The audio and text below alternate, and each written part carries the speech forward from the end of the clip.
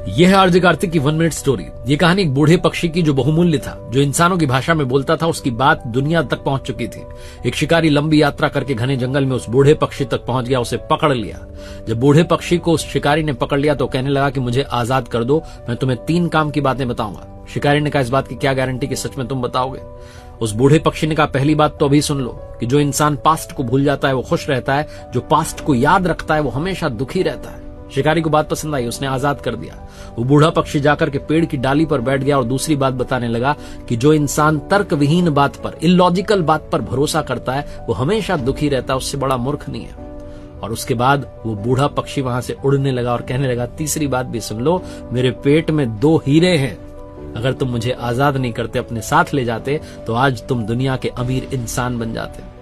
शिकारी माथा पकड़ करके वहीं बैठ गया, रोने लगा कि मैंने क्या कर दिया, मैंने इसको आजाद क्यों कर दिया। तब वो बूढ़ा पक्षी हंसने लगा और कहने लगा, अभी अभी तो 2 बातें बताई थी, दोनों ही भूल गए।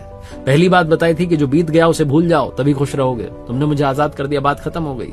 दूसरी बात, तर्कविहीन बात पर भरोसा मत करो, इलॉजिकल बात पर भरोसा मत करो। लेकिन तुमने मान लिया कि मुझ छोटे से पक्षी के पेट में 2 बड़े हीरे हो सकते हैं। कितनी बेवकूफी भरी बात है। शिकारी ने कहा, भाई तीसरी बात भी तो बता दो।